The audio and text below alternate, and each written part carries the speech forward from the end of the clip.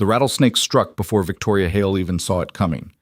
One moment, the billionaire CEO was leading 12 people through rising mud and lightning. The next, she was on the ground, venom pumping through her thigh, rain hammering her face, and the only person who didn't run was a single father she'd barely noticed an hour ago. Lucas Mercer had no training for this. No plan, just his daughter's face flashing through his mind as he dropped to his knees beside the most powerful woman in Colorado and realized she was going to die unless he did something right now. Before we begin, if you're enjoying this story, please hit the like button and drop a comment with the city you're watching from. I love seeing how far these stories travel. Now let's get into it. Lucas Mercer was not a hiking person. He was a stay home and fix the leaking sink person, a pack Emma's lunch at 6 in the morning person, a check his bank account 3 times before buying groceries person. Hiking required gear he didn't own, time he didn't have, and optimism about the outdoors he'd lost somewhere around the 3rd year of being a single father. But Derek had insisted. "Come on, man, you need this," Derek had said over beers 2 weeks ago, pushing a printed invitation across the sticky bar table.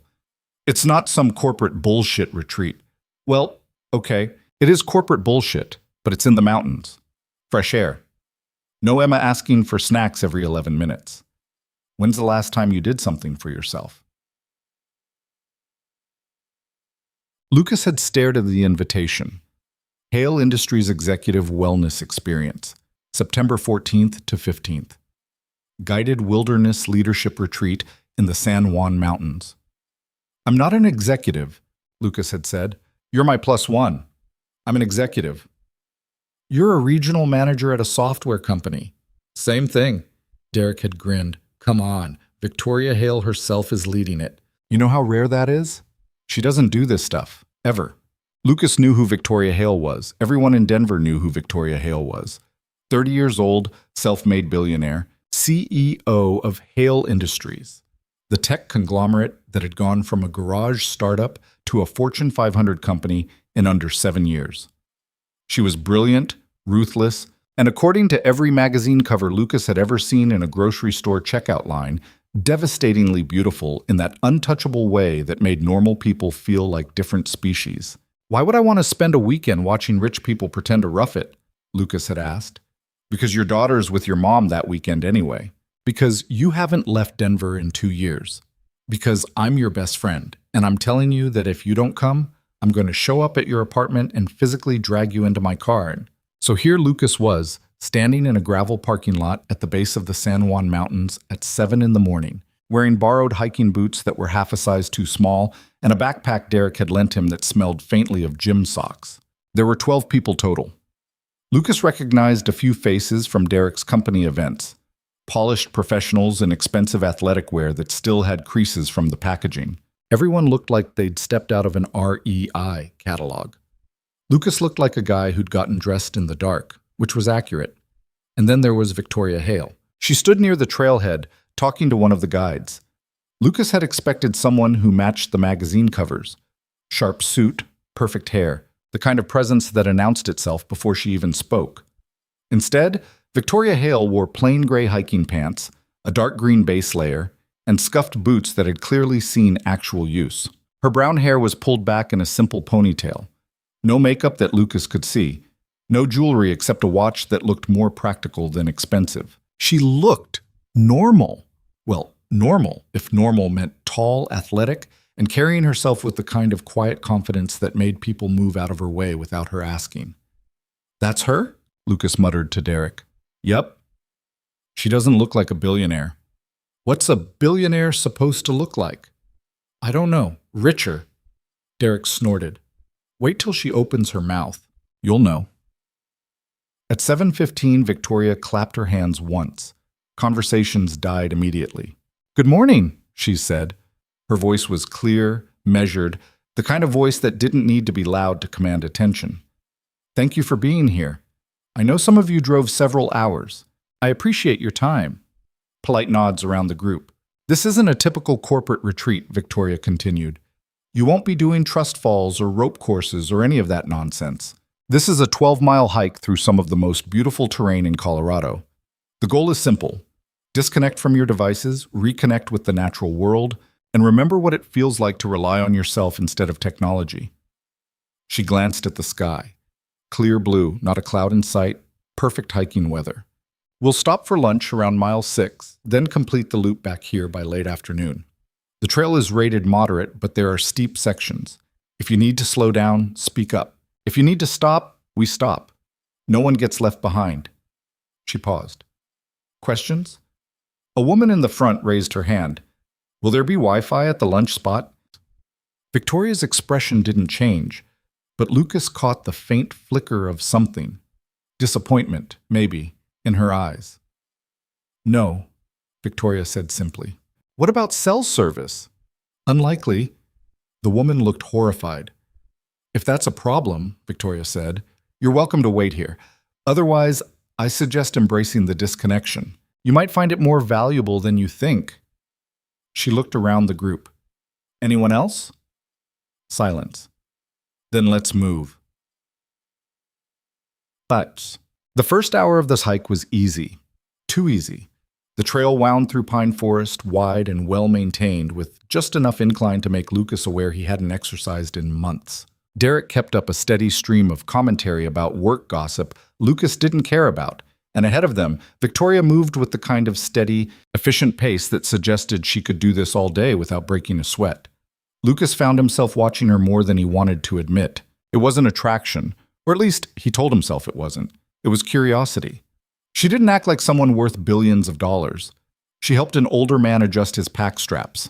She pointed out a hawk circling overhead. She stopped to let people catch their breath without making them feel weak for needing it. At one point, Derek elbowed him. You're staring. I'm not. You are. It's weird. I'm just surprised, okay? I thought she'd be more of an asshole? More corporate. Derek laughed. She's both. Wait. By mile 3, the trail got harder. The incline sharpened. The trees thinned. The views opened up into sprawling vistas of mountain ridges and valleys so vast they made Lucas feel tiny in a way that was both unsettling and strangely comforting. His thighs burned. His borrowed boots rubbed a blister on his left heel. He focused on putting one foot in front of the other and not embarrassing himself by asking for a break. At mile 4, they reached a rocky outcrop with a view that shut everyone up. Victoria stopped. We'll take 10 minutes here. People collapsed onto rocks, pulling out water bottles and trail mix. Lucas found a flat boulder near the edge and sat down hard, his legs screaming. Derek flopped beside him, groaning dramatically. This is hell, Derek muttered. You're the one who dragged me here. Yeah, but I thought it'd be easier. Lucas unscrewed his water bottle and drank half of it in one go. His heart was pounding, his shirt damp with sweat despite the cool mountain air. He glanced over at Victoria, who stood near the edge of the outcrop, looking out at the mountains with an expression he couldn't quite read. She wasn't even breathing hard. Does she do this a lot? Lucas asked. Derek shrugged. No idea. She doesn't exactly share her hobbies with middle management. One of the guides, a younger guy, with sun-bleached hair and a name tag that said Connor, wandered over to Victoria and said something Lucas couldn't hear. She nodded, glanced at her watch, then turned back to the group. We're making good time, she called. Another 2 miles to the lunch spot. Everyone good to continue? Murmurs of agreement, though Lucas noticed a couple people looked less than thrilled. Victoria's gaze swept the group, and for a split second her eyes landed on Lucas. He didn't know why he felt like he'd been caught doing something wrong. She looked away. Let's move, she said. Tights. The storm came out of nowhere. One moment, the sky was clear. The next, a wall of dark clouds rolled over the ridge like something alive, swallowing the blue in minutes. The temperature dropped 10 degrees. The wind picked up, sharp and cold, carrying the smell of rain. That's not good, Derek said, staring at the sky. Connor, the guide, was already talking into a radio, his expression tight. Victoria had stopped walking. She looked up at the clouds, then at her watch, then back at Connor. They exchanged words Lucas couldn't hear, but he saw the tension in her shoulders. Everyone, listen up, Victoria called, her voice cutting through the rising wind. Weather's moving in faster than expected. We're going to pick up the pace and head for higher ground. Stay close, stay together, and watch your footing. The trail's going to get slippery. How much farther? Someone asked nervously. Half a mile to the ridge. We'll reassess there. Thunder rumbled in the distance, low and threatening. They moved faster. The trail narrowed, winding upward through loose rock and exposed roots. The wind howled. The first raindrops hit like pellets, cold and sharp, and within seconds the sky opened up. Rain poured down in sheets, soaking through Lucas's jacket in minutes. The trail turned to mud. People slipped, cursed, grabbed onto trees to steady themselves. Lucas's heart pounded. This wasn't normal hiking rain. This was the kind of storm that turned mountains dangerous. Ahead, Victoria moved with absolute focus, calling out warnings about rocks and drop-offs, helping people over rough patches without slowing down. Connor and the other guide flanked the group, keeping everyone moving. Lightning cracked overhead, so close Lucas felt the hair on his arms stand up. Jesus Christ, Derek panted beside him. This is insane. Just keep moving, Lucas said, though his own hands were shaking.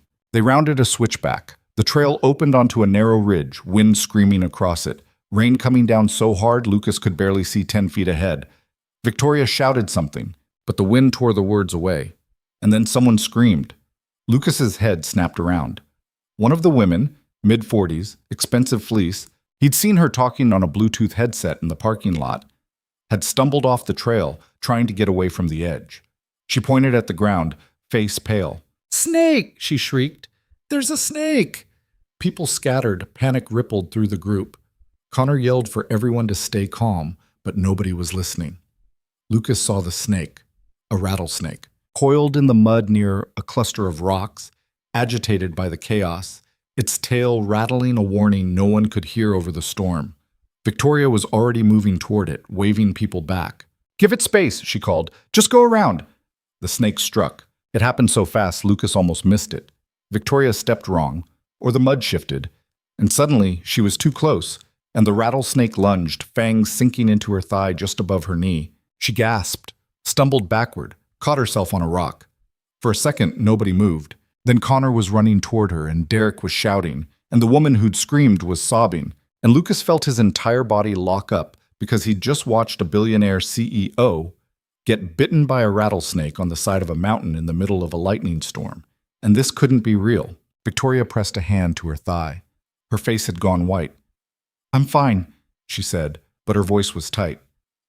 "You're not fine," Connor said, crouching beside her. "Let me see." She pulled her hand away. Blood mixed with rainwater running down her leg. The bite was high on her thigh, 2 puncture marks already swelling red. Connor swore under his breath. "Radio for help," Victoria said. "Already tried. Can't get through. Storm's blocking everything." "Try again." Connor pulled out the radio, but all that came through was static. Lucas watched Victoria's face. She was trying to stay calm, but he saw the fear creeping in at the edges. Saw the way her hand shook when she touched the bite again. Rattlesnake venom worked fast. He didn't know much about snakes, but he knew that. "We need to get her down the mountain," one of the guides said. "In this storm?" Derek asked, voice rising. "Are you kidding?" "We don't have a choice. She can't walk on that leg." "Then we carry her." Victoria shook her head. "I can walk." "You shouldn't." "I can walk." She tried to stand. Her leg buckled immediately. Connor caught her before she hit the ground. "Okay," Connor said. "New plan. We get to shelter, wait out the storm, and keep trying the radio. There's a rock overhang about a quarter mile from here. We can—" Another crack of lightning, so close Lucas felt the thunder in his chest. "We need to move now," Victoria said. Her voice was weaker.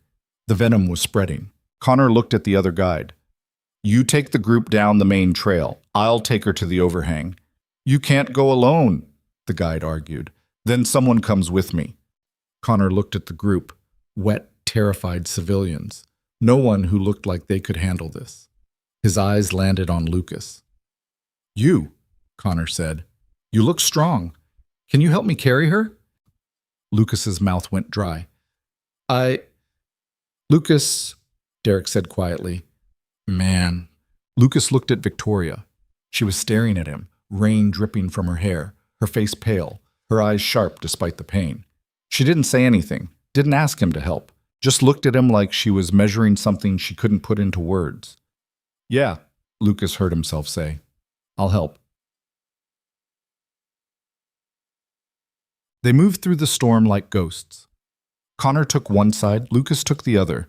Victoria's arms slung over his shoulders, her weight leaning into him, her breathing harsh and uneven. She didn't complain, didn't cry out. But Lucas felt the tremor in her body, felt the way she gripped his jacket like she was holding onto something solid in a world that had turned hostile. The rain didn't stop. The trail disappeared under mud and water. Twice, Lucas slipped and nearly took all three of them down. Connor kept them moving, guiding them off the main trail toward a narrow path Lucas wouldn't have seen in the dark. Almost there, Connor kept saying. Just a little farther. Victoria's breathing got worse. Shallow. Fast. Lucas glanced down and saw her leg. Swollen now, the skin around the bite turning dark purple. Stay with us, Lucas said, though he didn't know why he said it. What was he supposed to do? He wasn't a doctor. He was a freelance graphic designer who couldn't even keep his checking account above $500. Victoria's head lolled against his shoulder. I'm here, she murmured. The rock overhang appeared through the rain, a shallow cave carved into the mountainside, barely big enough for 3 people, but dry and out of the wind. Connor helped Victoria inside, easing her down onto the dirt floor. Lucas followed, his entire body shaking from cold and adrenaline. Connor immediately pulled out his radio again. Static. He tried his cell phone. No signal. Damn it, Connor muttered. Lucas looked at Victoria. She was leaning back against the rock wall, eyes half closed, one hand pressed against her thigh. Her skin was clammy. Her lips had a faint blue tint. How bad is it? Lucas asked Connor. Connor didn't answer right away. He was pulling supplies out of his pack.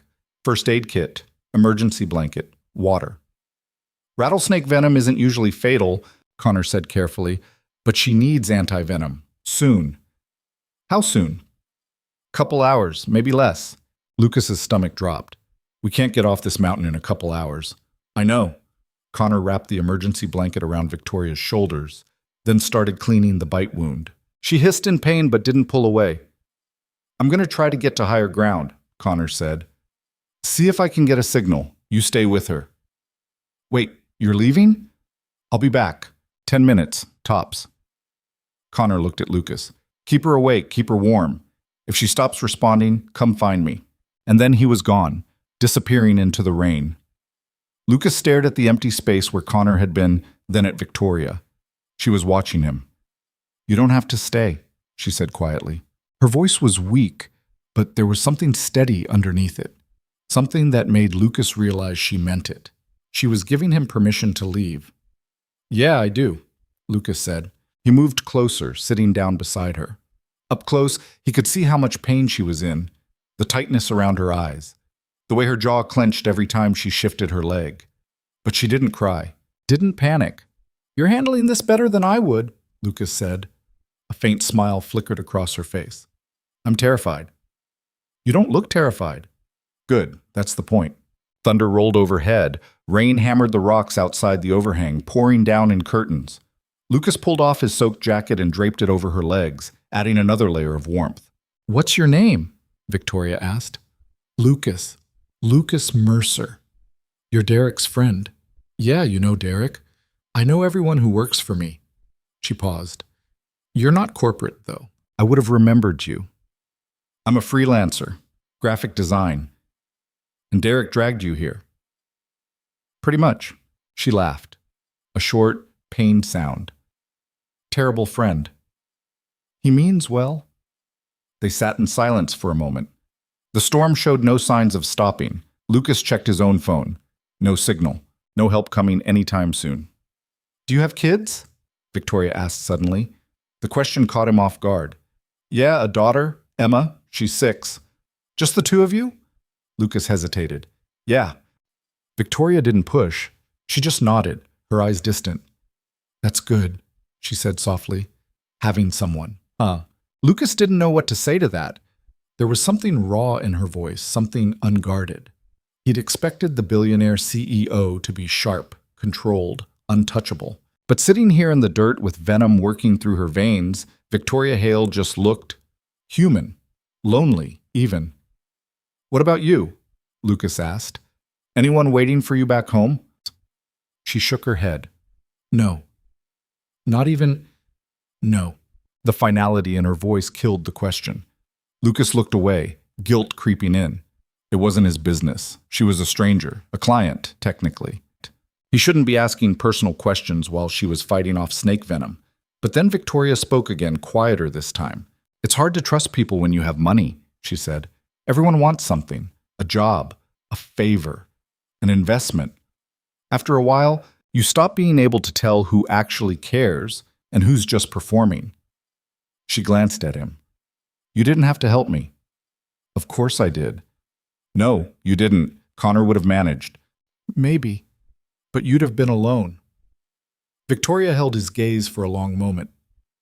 You're different. Different how? You don't look at me like I'm worth something. Lucas frowned.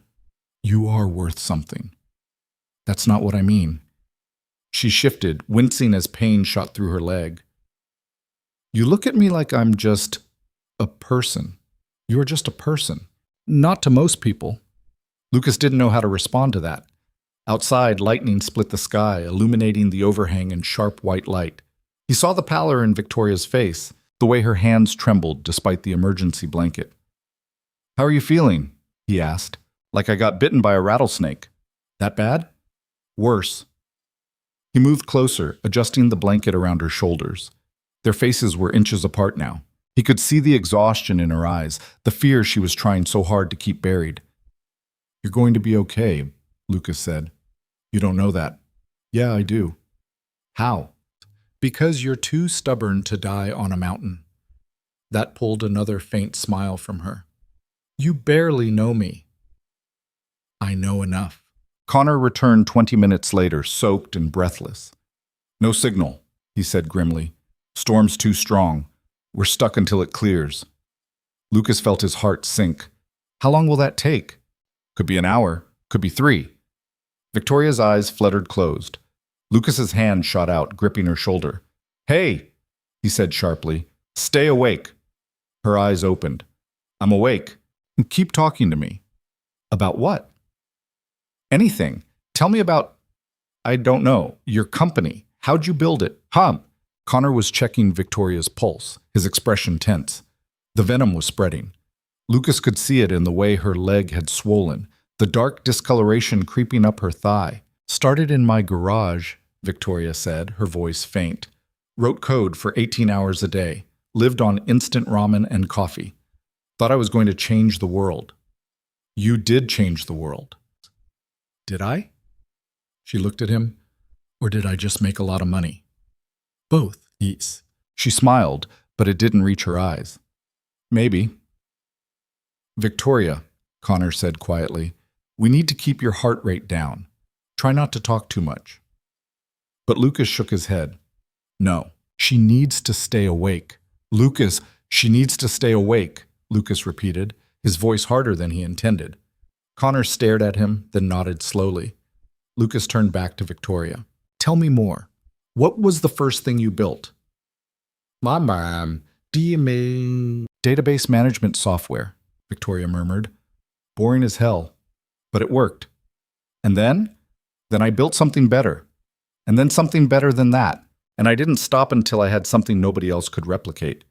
You're a fighter. I'm tired. Yeah, well, you don't get to quit now.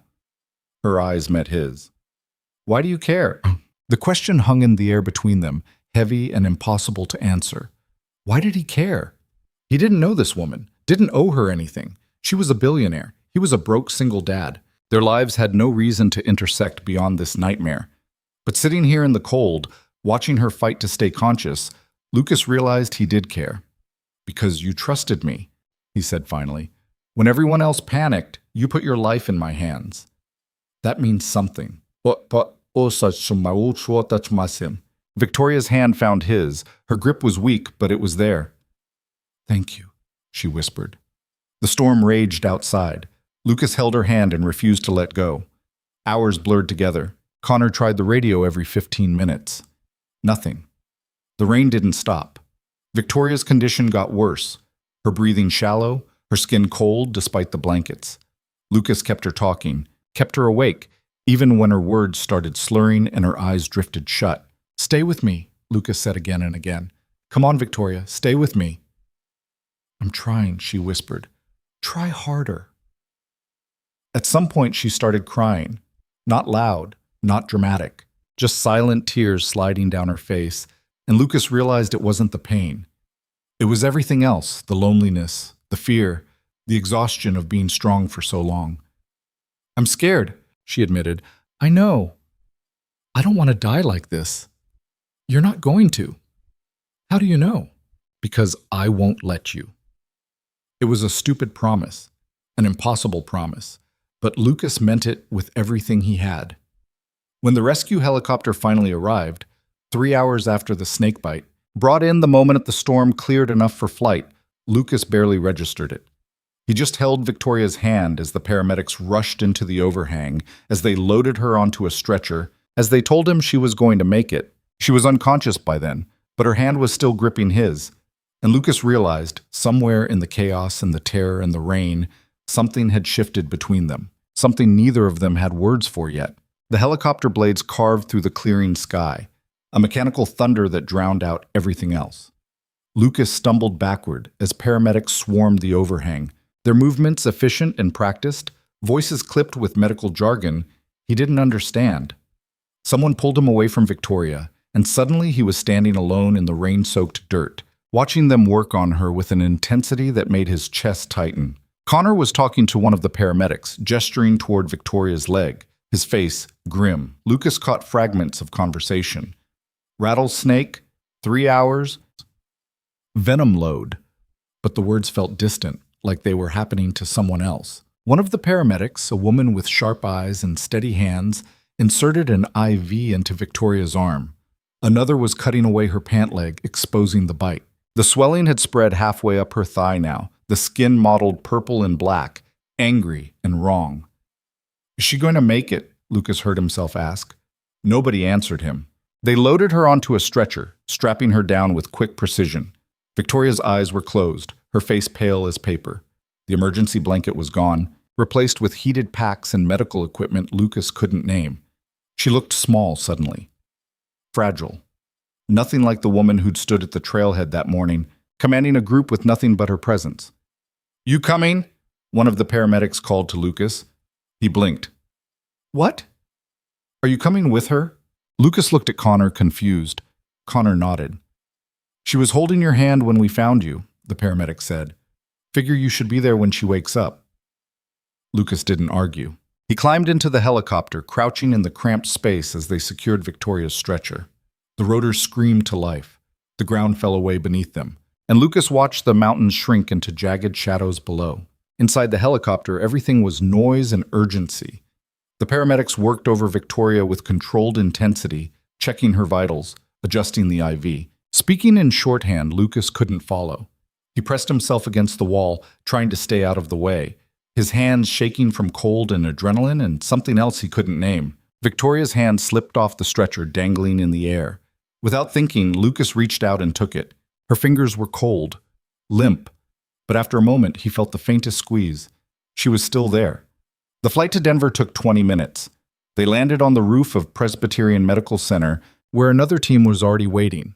Lucas barely had time to let go of Victoria's hand before they whisked her away through automatic doors, leaving him standing on the helipad in wet clothes and borrowed boots, feeling like he'd just been dropped into someone else's life.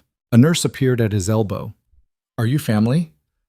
No, I was with her on the mountain. You'll need to wait in the ER lobby. Someone will update you when we know more. Can I? Lobby, the nurse said firmly, but not unkindly. Lucas followed her inside through sterile white hallways that smelled like disinfectant and floor wax.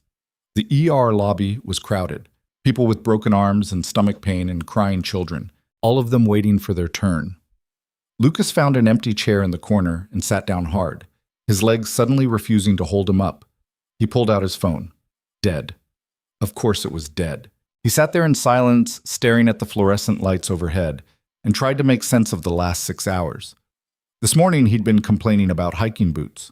Now he was sitting in a hospital waiting room, covered in mud, waiting to hear if a woman he'd met 12 hours ago was going to survive. It didn't feel real. None of it felt real. Time moved strangely in the ER. Lucas watched people come and go, nurses calling names, doctors disappearing behind doors. His clothes slowly dried, stiff with dirt and sweat. His stomach growled. He hadn't eaten since breakfast, and breakfast felt like a lifetime ago. But he didn't move, didn't leave, just sat there, waiting. At some point, Derek appeared. Lucas looked up and saw his friend pushing through the lobby doors, still in his hiking gear, his face pale and anxious. When Derek spotted Lucas, relief flooded his expression. "Jesus Christ," Derek said, crossing the room in 3 strides. "Are you okay?" "I'm fine." "You look like hell." "I'm fine," Lucas repeated. Derek dropped into the chair beside him. "They wouldn't tell me anything, just said Victoria was here and you came in with her. What the hell happened up there?" Lucas told him. The storm, the snake, the hours waiting in the overhang.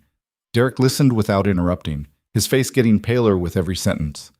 "You stayed with her," Derek said when Lucas finished. "The whole time. Connor left to find a signal. Someone had to. But you stayed." Lucas didn't know why Derek kept saying it like that, like it meant something.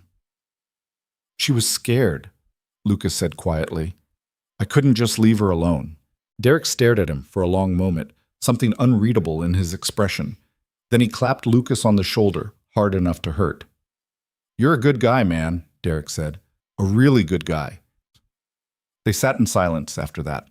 Derek tried to make conversation a few times, asking about Emma, about work, about anything except the woman currently fighting for her life somewhere in the building. But the words felt hollow, and eventually Derek gave up. 2 hours passed, then 3. Lucas's head started to pound. His eyes burned. Every time the doors to the ER swung open, his heart jumped, expecting someone to come out and tell him Victoria was dead. But nobody came. At hour 4, Derek left to get food. Lucas stayed. Couldn't have left if he wanted to. Something kept him rooted to that chair, some invisible thread tying him to Victoria Hale, even though they were strangers, even though this wasn't his responsibility, even though he had no reason to be here. When the doctor finally appeared, Lucas shot to his feet so fast his vision swam. The doctor was older, gray-haired, wearing scrubs spattered with something Lucas didn't want to identify. His face was tired but calm. "Are you here for Victoria Hale?" the doctor asked. "Yes. Is she?" "She's stable. We administered anti-venom and she's responding well. She's not out of the woods yet, but the next 24 hours look promising." Lucas felt something in his chest unclench. "Can I see her?" "Go." "She's sedated right now, won't wake up for a few hours, but if you want to wait, I'll wait." The doctor studied him for a moment, then nodded. "Room 412, 4th floor. Nurse will show you." Lucas followed the nurse through a maze of hallways, past rooms filled with beeping machines and hushed voices. Room 412 was at the end of a quiet corridor, the door half open, dim light spilling into the hallway. Victoria lay in the bed, small and still under white sheets. An IV drip fed into her arm. Monitors beeped softly, tracking her heartbeat, her oxygen levels, her blood pressure. Her face was peaceful, younger somehow, without the weight of consciousness. Lucas stood in the doorway, suddenly unsure. "You can sit with her," the nurse said gently. "Just don't touch any of the equipment." Lucas moved to the chair beside the bed and sat down. The room was quiet except for the steady rhythm of the monitors. He watched Victoria breathe, watched her chest rise and fall, and felt the exhaustion of the day crash over him all at once. He didn't mean to fall asleep, but somewhere between the 3rd and 4th hour of watching over her, his eyes slipped closed, and the world went dark. When Lucas woke, the room was brighter. Morning light streamed through the window, harsh and unforgiving. He blinked, disoriented, his neck stiff from sleeping in the chair. Victoria was awake. She was watching him. "You stayed," she said. Her voice was hoarse, barely more than a whisper. Lucas sat up, rubbing his face. "Yeah." "Why?" It was the same question she'd asked on the mountain, and Lucas still didn't have a good answer. "Didn't feel right to leave," he said finally. Victoria's eyes searched his face, looking for something. After a moment, she looked away. "Thank you," she said quietly. "You don't have to thank me." "Yes, I do." A nurse came in then. checking Victoria's vitals, asking her questions about pain levels and nausea. Victoria answered in short, controlled sentences, her CEO mask slipping back into place, even in a hospital gown. When the nurse left, the silence stretched between them again. "How long was I out?" Victoria asked. "About 12 hours. The others? Made it down fine. Storm cleared right after the helicopter came for you." She nodded slowly. Her hand moved to her thigh, where bandages wrapped the bite site. "How bad is it?" "Bad, but the doctor said you'll recover." "Will I be able to walk?" "Eventually." Victoria's jaw tightened. Lucas could see her mind working, calculating the damage, the recovery time, the disruption to her company. She looked angry. Not at him, at the situation, at the vulnerability. "I need my phone," she said. "You need rest." "I need my phone. There are calls I have to make, people who need to know." "Victoria." Lucas's voice was firm. "You almost died yesterday. The calls can wait." She stared at him, and for a second Lucas thought she was going to argue. Then something in her expression shifted. The fight went out of her, and she just looked tired. "You're right," she said softly. "I'm sorry. Don't apologize. I'm not good at this." "At what?" "Being helpless." Lucas leaned forward, resting his elbows on his knees. "Nobody's good at it. But you don't have to do this alone." "I always do things alone."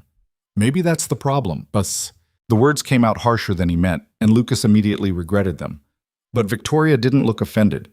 She looked surprised, like nobody had ever said that to her before. "You don't know me," she said. "I know enough. You know what you saw on a mountain during a crisis. That's not real life." Felt pretty real to me. Victoria opened her mouth to respond, but then her eyes caught on something behind Lucas. Her expression changed, going carefully neutral. Lucas turned and saw a man in an expensive suit standing in the doorway. 50s, silver hair, the kind of polished presence that announced money and power before he even spoke. "Victoria," the man said, relief flooding his voice. "Thank God." "Richard," Victoria said, and Lucas heard the exhaustion in her tone. Richard crossed the room in quick strides, his eyes scanning the monitors, the IV, Victoria's pale face. "I came as soon as I heard. The board's been in chaos. Nobody knew what was happening. I'm fine." "You're not fine. You were bitten by a rattlesnake. I'm aware." Richard finally seemed to notice Lucas. His gaze swept over him. The dirty clothes, the borrowed boots, the obvious lack of corporate polish, and dismissed him in an instant. "Who's this?" Richard asked Victoria. "Lucas Mercer. He saved my life."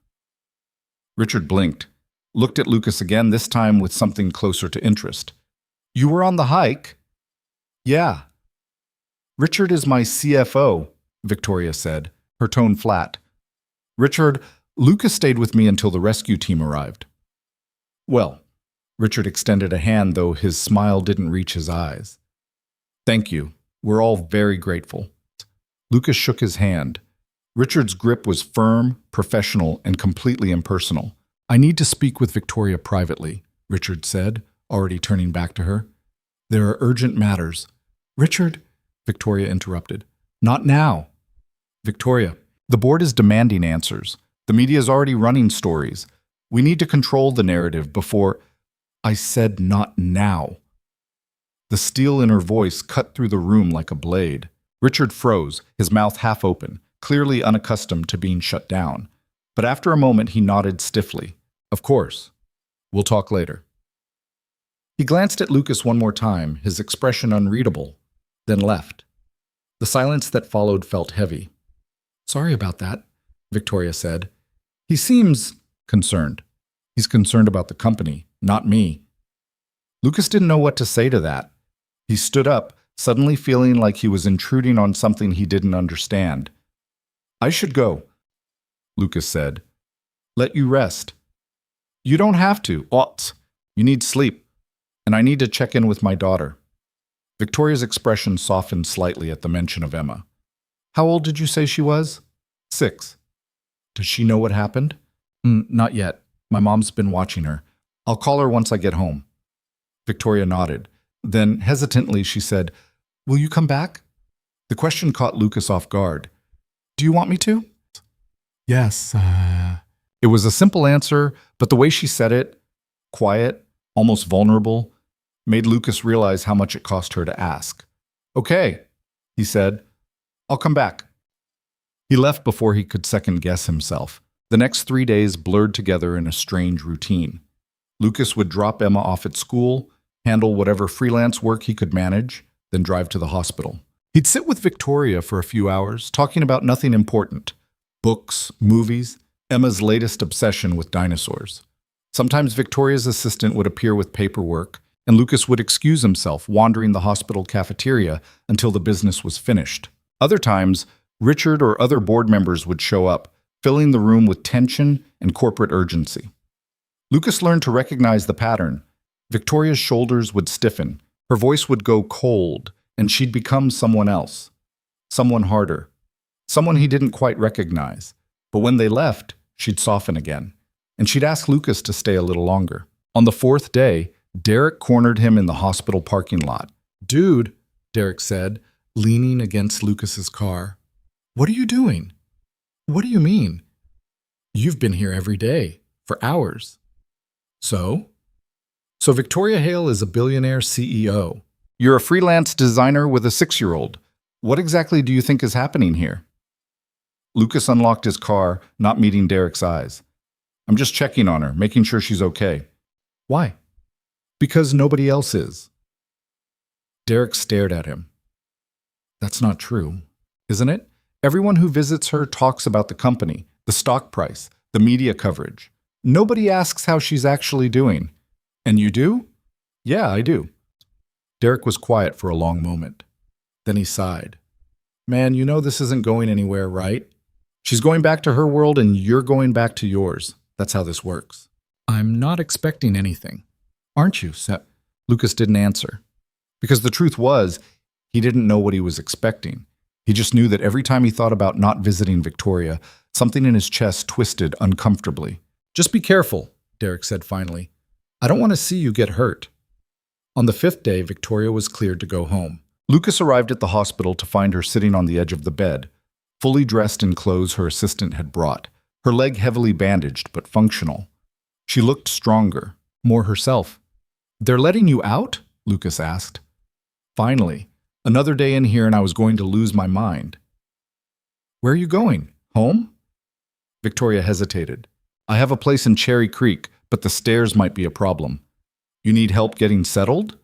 My assistant can handle it. That's not what I asked.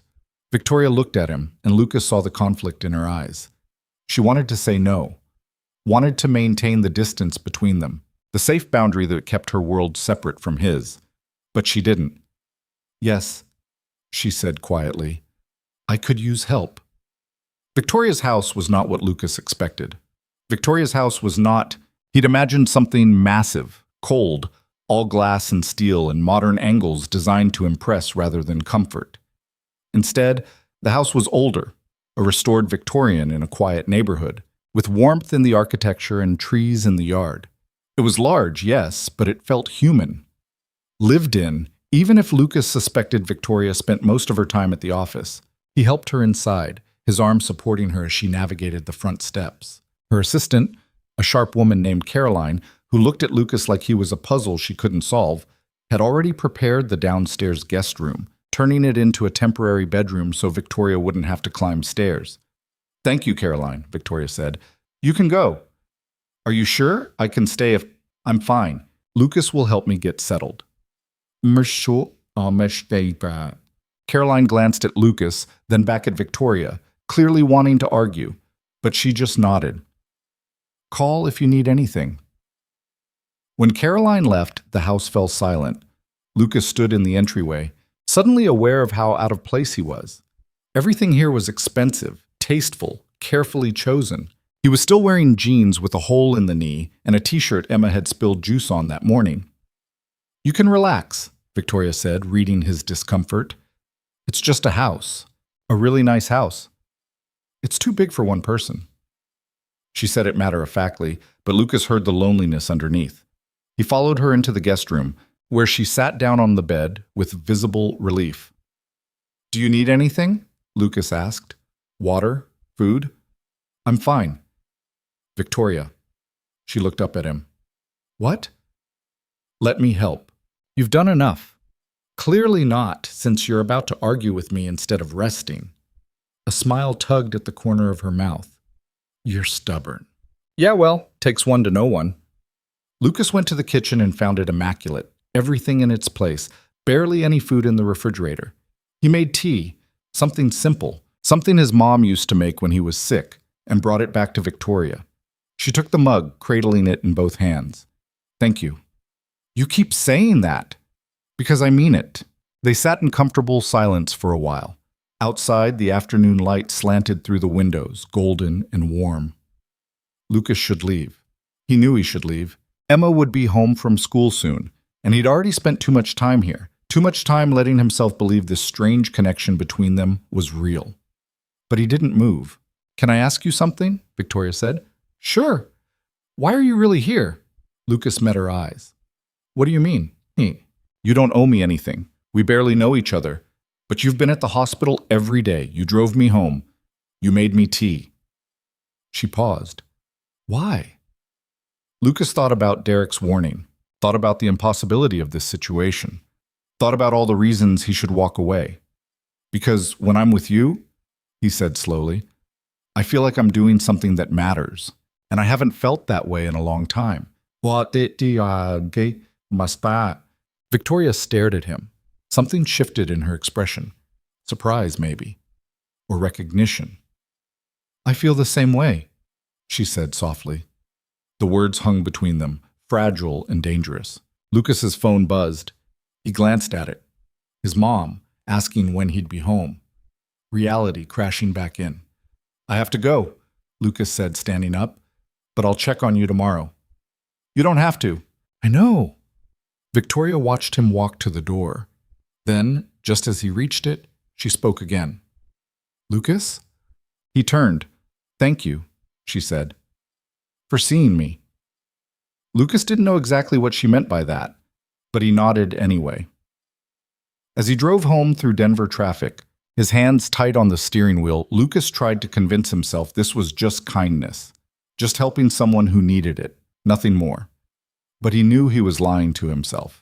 Something was happening between him and Victoria Hale, something neither of them had planned for, something that felt inevitable and impossible at the same time. And Lucas had no idea what to do about it. Emma was waiting on the front steps when Lucas pulled into the driveway, her backpack dumped beside her, her face pressed against her knees. His mother stood on the porch, arms crossed, worry written across her features in deep lines. Lucas killed the engine and got out, his stomach sinking. Hey, Bug, he called to Emma. What's wrong? Emma looked up, her eyes red-rimmed. You weren't here. I know. I'm sorry. I had to help someone. You're always helping someone. Her voice cracked. You're never here anymore. The words hit him harder than they should have. Lucas crouched down in front of her, his knees protesting after days of hospital chairs and tension. That's not true, he said gently. Yes, it is. You leave early and come home late, and you don't even eat dinner with me anymore. Lucas glanced at his mother, who gave him a look that said they'd talk about this later. He turned back to Emma, reaching for her hand. She pulled away. Emma, listen. A woman got hurt on the hike I went on, really hurt, and I've been making sure she's okay. Is she more important than me? No, of course not. You're the most important person in my life. Then why do you keep leaving? Lucas didn't have a good answer, because the truth was complicated, messy, and he didn't understand it himself.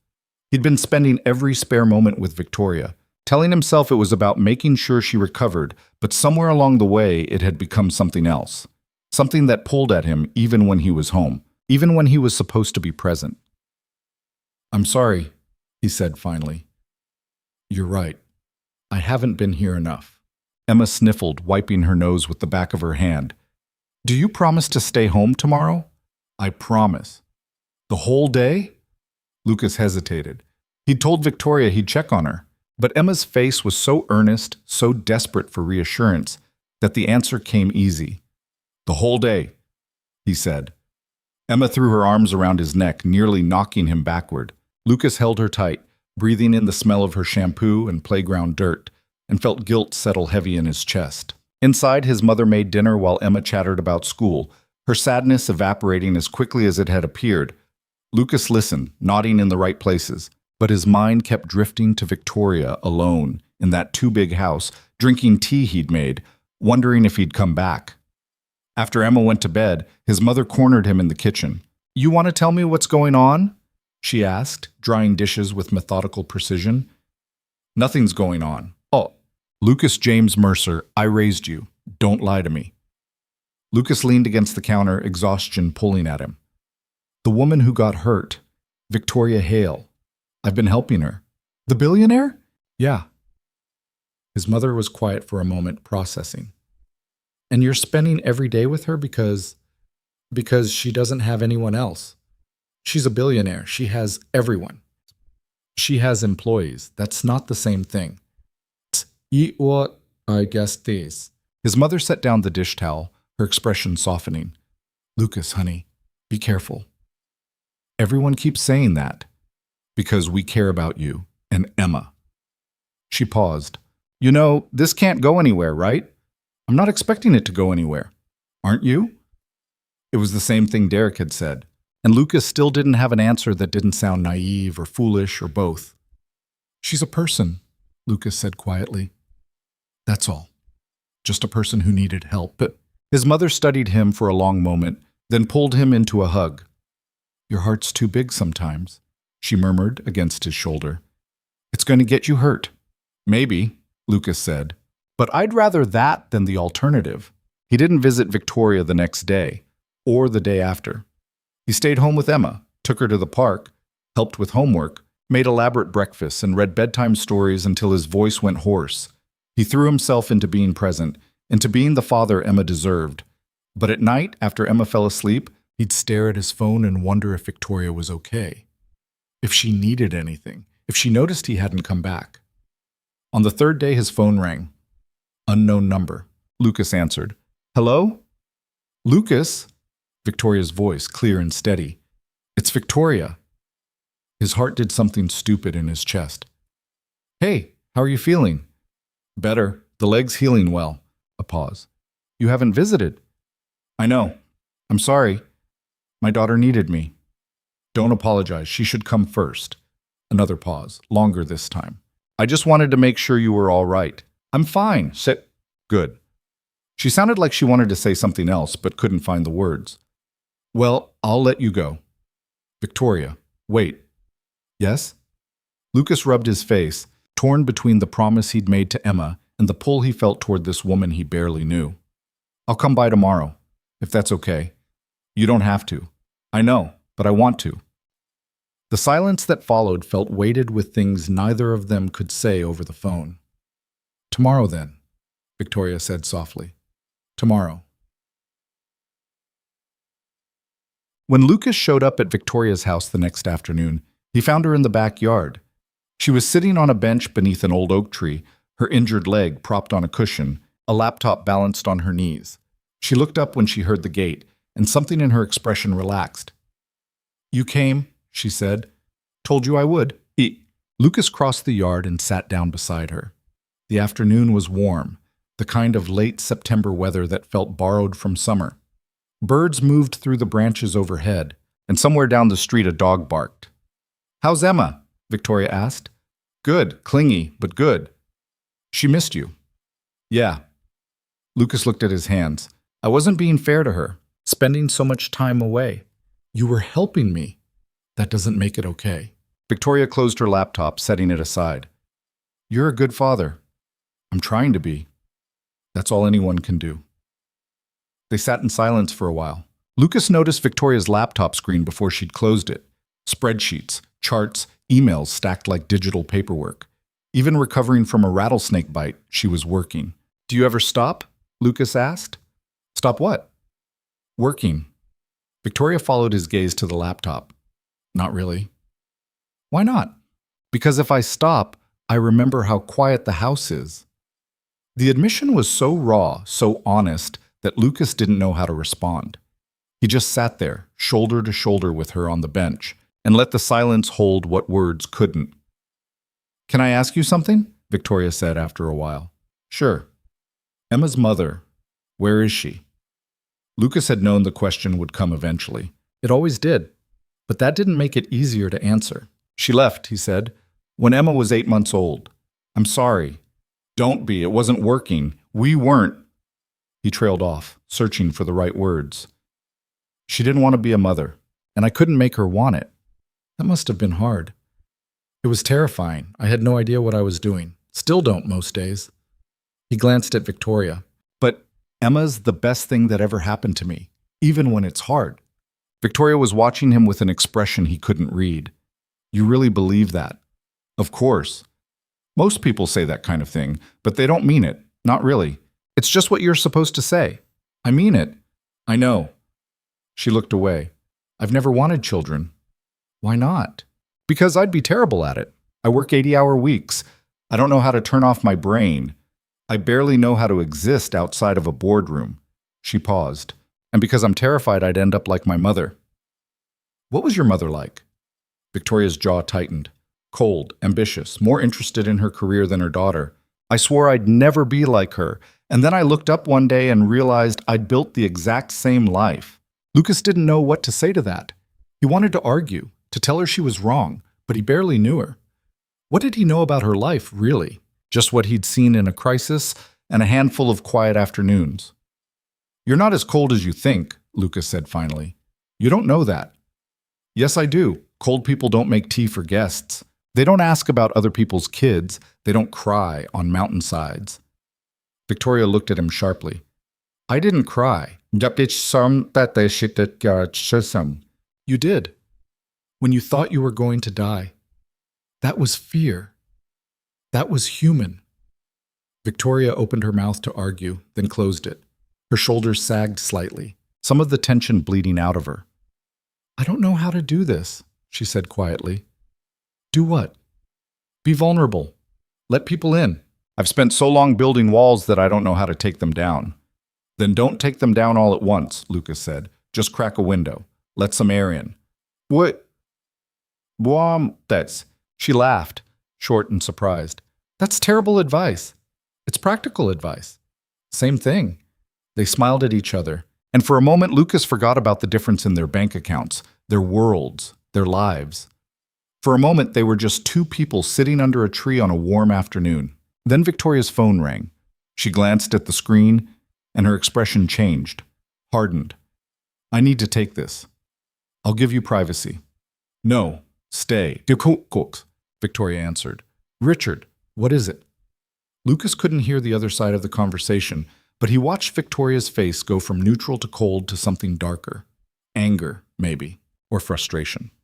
I already told you no, Victoria said, her voice clipped.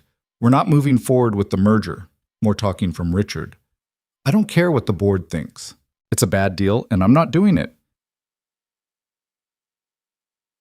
Victoria stood up, forgetting about her injured leg. She winced, sat back down hard. Lucas reached out to steady her, but she waved him off. This conversation is over, Victoria said. Tell the board I'll be back in the office on Monday, and we'll discuss it then. She hung up without waiting for a response. The silence that followed was sharp. Sorry, Victoria muttered. What was that about? Work. Always work. She rubbed her temples. The board wants me to merge with a competitor. It would make us bigger, more profitable, more powerful. Everything a corporation is supposed to want. But you don't want it. No. Why not? Victoria was quiet for a moment, staring at nothing. Because the company I built was supposed to mean something. It was supposed to solve problems, make technology accessible, help people. And somewhere along the way, it became about profit margins and stock prices and making shareholders happy. She looked at Lucas. If I do this merger, we become just another faceless corporation. And I don't know if I can live with that. Lucas understood then why she'd been so alone on that mountain, why nobody asked how she was really doing, because everyone around her saw the CEO, the company, the money. Nobody saw the woman who'd started in a garage trying to change the world. Then don't do it, Lucas said simply. It's not that easy. Why not? Because I have a responsibility to the shareholders, the employees, the... What about responsibility to yourself? Victoria stared at him. What? You built this company. You made it what it is. Doesn't that give you the right to decide what it becomes? That's naive. Maybe, but it's also true. Victoria shook her head, but Lucas saw something shift in her expression. Uncertainty, maybe, or possibility. You make it sound simple, she said. It probably isn't, but that doesn't mean it's not worth fighting for. They sat in silence again, but it felt different now. Heavier. Like they'd crossed some invisible line neither of them could uncross. Victoria's phone buzzed with a text. She glanced at it, frowned. I have a conference call in 10 minutes, she said. I should go anyway. Emma's got soccer practice. Lucas stood, and Victoria followed more carefully, testing her weight on her injured leg. She walked him to the gate, moving slowly but steadily. Thank you, she said, for listening. Anytime. I mean it. You're the only person who talks to me like I'm... She trailed off. Like you're what? Like I'm just Victoria, not the CEO, not the billionaire. Just me. Lucas smiled. That's because that's who I see. Something flickered in Victoria's eyes. Something warm and dangerous and terrifying. Lucas, she said softly. Yeah? I'm glad you didn't die on that mountain, he laughed. I'm glad you didn't die on that mountain. We make a good team then, he. The words hung between them, meaning more than they should. Lucas felt the weight of it, the impossibility of it, the pull of something he couldn't name. I'll see you soon, he said, and left before he could do something stupid. Over the next 2 weeks, Lucas fell into a routine. Mornings with Emma, afternoons with Victoria, evenings back home. He told himself it was temporary, that once Victoria was fully recovered, he'd step back, return to his normal life. But every time he showed up at her house, she seemed a little less guarded, a little more real. They talked about everything and nothing, books, movies, politics, embarrassing childhood stories. Victoria told him about learning to code in her mother's basement, about the first time she pitched to investors and got laughed out of the room. Lucas told her about the panic of those first nights alone with Emma, about learning to braid hair from YouTube videos, about the time he accidentally locked them both out of the apartment in the middle of winter. Sometimes they didn't talk at all, just sat in comfortable silence, Victoria working on her laptop while Lucas sketched designs for freelance projects. It felt easy, natural, like they'd known each other for years instead of weeks. But Lucas could feel the clock ticking. Victoria was healing. Soon she'd go back to work, back to her real life, and this strange bubble they'd built would pop. On a Thursday afternoon, Lucas arrived to find Victoria in the kitchen, attempting to cook. What are you doing? He asked, staring at the chaos on the counter. Making dinner. Victoria gestured at the cutting board covered in mangled vegetables. Or trying to. You don't cook? I have a chef. Had a chef. I gave her the month off since I'm barely eating anyway. Lucas surveyed the damage. What were you trying to make? Pasta. How hard can pasta be? Apparently very hard. He moved to the counter, gently taking the knife from her hand. Let me help. You don't have to, I know, but if I don't, you're going to lose a finger. Victoria laughed, stepping back. Lucas started salvaging what he could, dicing the vegetables properly, setting water to boil. Victoria watched him work, leaning against the counter with her arms crossed. You're good at that, she observed. Years of practice. When you're a single parent, you learn to cook, or you go broke on takeout. Did Emma's mother cook? Wash him itchy. Lucas glanced at her. They hadn't talked about Sarah since that first conversation. Sometimes, but she wasn't around enough for it to matter. Do you miss her? No. Not at all? Lucas was quiet for a moment, choosing his words carefully. I miss the idea of her, the person I thought she was when we met. But the real Sarah? No. She made her choice and I made mine. What was your choice? Emma, every time. Victoria was quiet, watching him work.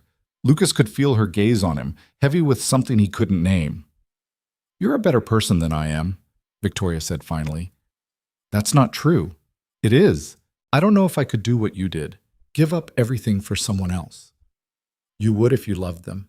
I don't know if I'm capable of that kind of love. Lucas stopped chopping, turning to look at her. Why would you say that? Because I've never felt it. Not for anyone. Not even close. She met his eyes. Until recently. The kitchen went very quiet. Lucas's heart was pounding. He knew what she was saying, knew what it meant. And he knew he should shut this down, should remind them both why this was impossible, why they lived in different worlds and there was no bridge between them.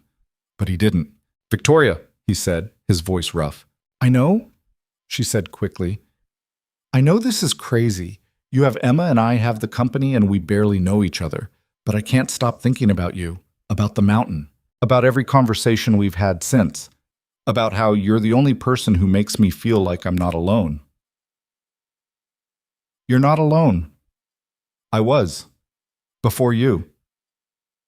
Lucas set down the knife, moving toward her. Victoria's eyes widened slightly, but she didn't back away. "I think about you too," Lucas admitted. "All the time. Even when I shouldn't." "What are we doing?" Victoria whispered. "I don't know. This can't work. I know. We're from completely different worlds. I know. So why can't I walk away?" "Same reason I can't." They stood there, inches apart, the space between them charged with everything they couldn't say. Lucas could see the fear in Victoria's eyes, the vulnerability, the hope she was trying desperately to hide. "I'm scared," she said. "Me too. What if I hurt you? What if I'm not capable of being what you need? What if you are?" Victoria's breath hitched. Lucas reached up slowly, giving her time to pull away. She didn't. His hand cupped her face, thumb brushing her cheek, and Victoria closed her eyes. "Lucas?" she breathed. "Yeah?" "Don't let me run." "I won't."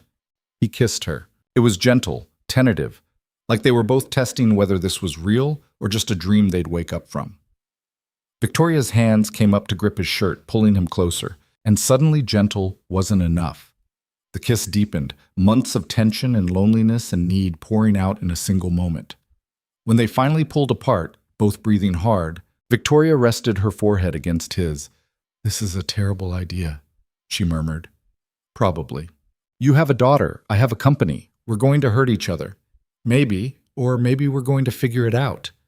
Victoria pulled back slightly, searching his face. "You really believe that?" "I believe you're worth the risk." Tears gathered in her eyes. "I haven't cried in years, and you've made me cry twice now. Sorry, don't be." She kissed him again, softer this time. "Just don't leave. I'm not going anywhere." They finished making dinner together, moving around the kitchen with an ease that felt practiced, even though it was new. They ate at her dining room table, talking and laughing like nothing had changed, even though everything had. When it was time for Lucas to leave, Victoria walked him to the door. He kissed her goodbye, and this time it felt like a promise. "I'll see you tomorrow," Lucas said. "Tomorrow," Victoria agreed. As Lucas drove home through Denver streets lit with evening light, he felt something in his chest unclench, something that had been tight and closed for years. He didn't know what came next, didn't know how they'd navigate this, how he'd explain it to Emma, how Victoria would handle the scrutiny when people found out. But for the first time in longer than he could remember, Lucas felt like he was moving towards something instead of just surviving. And that had to be worth something. The first cracks appeared on a Monday morning. Lucas was making breakfast when his phone rang. Derek's name flashed across the screen, and something in the early hour made Lucas's stomach tighten before he even answered. "You need to see this," Derek said without preamble. "See what?" "Check your email. I'm sending you a link." Lucas opened his laptop, still holding the phone to his ear. The link led to a business news site, and the headline hit him like a fist to the gut. Hale Industries CEO spotted with mystery man. New romance or business deal? Below it, a photo. Grainy, taken from a distance, but clear enough. Lucas and Victoria leaving her house 3 days ago, his hand on her back. Her looking up at him with an expression that left no room for misinterpretation.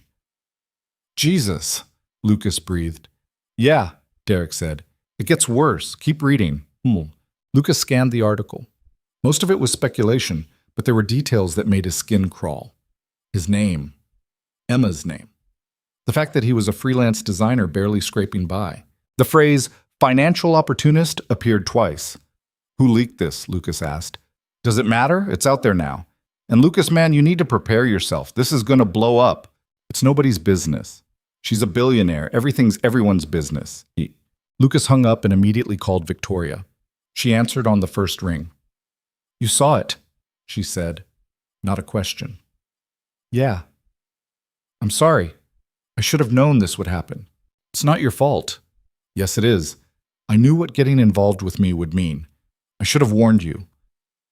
Lucas heard something in her voice, not regret exactly, but resignation.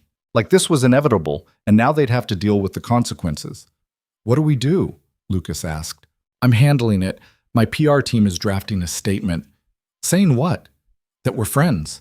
That you helped me after the accident. That everything else is speculation. Is that what we are? Friends? Victoria was quiet for a long moment. No, but it's what I have to say publicly. For now. For now, Lucas repeated, tasting the bitterness of it. Lucas, please, I need you to trust me on this. If we confirm anything, it becomes a feeding frenzy. They'll dig into every corner of your life, Emma's life. I can't let that happen. So we lie. We protect each other. Lucas rubbed his face, exhaustion pulling at him. Okay, we do it your way. Thank you. She paused. Are you still coming over today? Should I? I want you to, but I'll understand if you need space. Lucas thought about Emma, about the photographers who might show up at her school, about the comments people would make. He thought about his mother's warning and Derek's concern and every rational reason to walk away. I'll be there, he said. When Lucas arrived at Victoria's house that afternoon, there was a black SUV parked on the street. He recognized it from previous visits. Her security detail, previously invisible but now conspicuously present. The driver nodded at Lucas as he passed, and Lucas felt the weight of being watched settle over him like a shroud. Victoria answered the door before he could knock. She looked tired, her hair pulled back messily, still wearing pajamas, even though it was past noon. I look like hell, she said. You look human. She pulled him inside, closing the door firmly behind them. The house felt different now, less like a sanctuary and more like a bunker. It's been a bad morning, Victoria said, leading him to the living room. Her laptop was open on the coffee table, surrounded by papers and empty coffee mugs. The board called an emergency meeting. They're concerned about the optics. Of you dating someone? Of you dating someone like you, Bob. The words hung there, ugly and honest. Lucas sat down slowly. They said that? He asked. Not in those words, but yes. Victoria sat beside him, her hands twisting together. Richard thinks you're after my money. Half the board agrees with him. That's insane. Is it? From their perspective, you appeared out of nowhere, spent weeks getting close to me, and now we're photographed together looking very much not professional. I saved your life. That's softbites. I know that, you know that. But to them, you're just another person trying to take advantage of me. She laughed bitterly. It's always the same story. Someone gets close, and everyone assumes they have an agenda. Lucas felt anger rising in his chest, hot and sharp. Do you think that? What? Do you think I'm using you? What? Do you think... Oh, Victoria looked at him like he'd slapped her. No, of course not. Then why does it matter what they think? Because they control the company. Because if they decide I'm compromised, they can vote me out. Because I've spent 10 years building something that matters, and I can't lose it, because I fell for someone they don't approve of. The words came out raw, unfiltered, and Victoria immediately looked away like she'd revealed too much. You fell for me, Lucas said quietly. I didn't mean... Victoria, look at me. She did reluctantly. Her eyes were glassy with unshed tears. You fell for me, Lucas repeated, and that scares the hell out of you. Yes, because you think I'm going to leave, or because you think you'll mess this up? Both, neither. I don't know. She pressed her hands to her face. I've never done this before. Never let anyone this close. And now everyone's watching and judging and waiting for it to fall apart, and I don't know how to protect you from all of it. Lucas reached for her hands, pulling them away from her face. I don't need protection. I need honesty. I'm being honest. Are you? Because right now it feels like you're looking for an excuse to push me away before I can hurt you. Victoria flinched. That's not fair. Maybe not. But it's true. They sat in tense silence. Outside, a car door slammed. Lucas heard voices, footsteps on the porch. Victoria's head snapped up. I told Caroline not to come by today, she muttered, standing up. But it wasn't Caroline. The front door opened and Richard walked in like he owned the place. He stopped short when he saw Lucas, his expression hardening. Victoria, Richard said, his voice cold, we need to talk. I'm busy. This can't wait. Richard, I said, the board is demanding you end this relationship immediately. Richard's eyes flicked to Lucas, dismissive and sharp. Whatever this is, it's over. Today. Jeez. Lucas felt his jaw tighten. Victoria's face went pale, then red. Get out of my house, Victoria said, her voice deadly quiet. I'm trying to help you. By walking in uninvited and making demands? That's not help, Richard. That's control. Someone needs to control you before you destroy everything we've built. We? Victoria's voice rose. You mean me. I built this company. Not the board. Not you. Me. And now you're throwing it away for some broke single dad who probably can't even afford his own rent. The words landed like a punch. Lucas stood up, his fists clenched, but Victoria stepped between them before he could say anything. Leave, Victoria said to Richard. Now, or I'll have security throw you out. Richard stared at her, disbelief written across his face. You're serious? Completely. You're making a mistake. Then it's my mistake to make. Richard looked at Lucas one more time, something ugly in his expression, then turned and walked out. The door slammed behind him. Victoria stood frozen, her shoulders rigid, her breathing shallow. Lucas wanted to reach for her, but something in her posture warned him to wait. I'm sorry, Victoria said finally. You don't have to apologize. Yes, I do. What he said about you was designed to hurt you. Not me. Lucas moved closer carefully. I don't care what he thinks, but I care what you think. Victoria turned to face him, and Lucas saw the exhaustion written across her features. I think I'm about to lose everything I've worked for, and I think it's worth it if I get to keep you. You're not going to lose the company. You don't know that. Then fight for it. You told me once that you built something that was supposed to mean something. Don't let them take that away just because you fell in love. Victoria's breath caught. You think that's what this is? Don't you?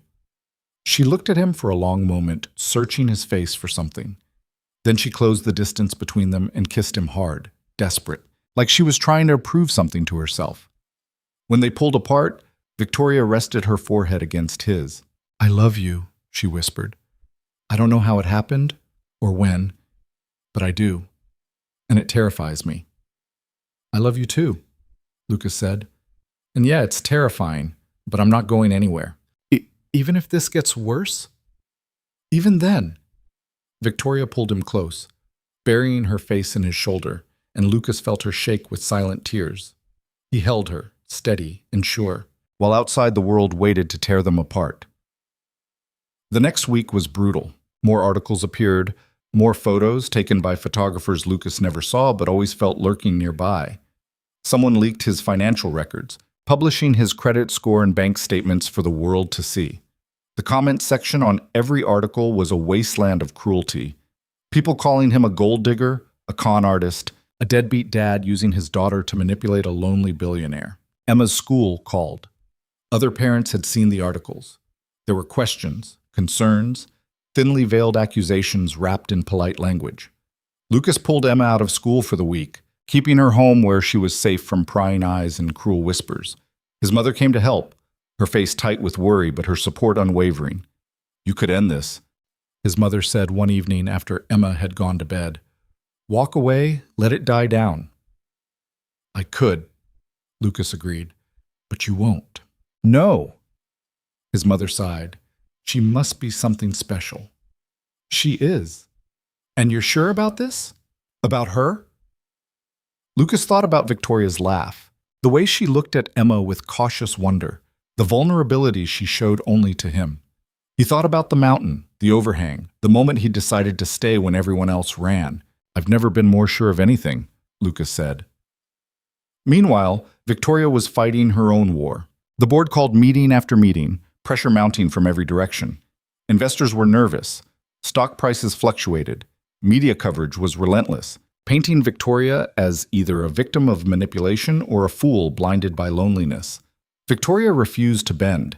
She stood in boardrooms and defended not just Lucas, but her right to have a personal life that didn't require shareholder approval. She gave one carefully crafted statement confirming their relationship and refusing to discuss it further. When Richard tried to force a vote of no confidence, Victoria called his bluff and won, but the cost was visible. Every time Lucas saw her, she looked thinner, more tired, the weight of it all pressing down on her shoulders.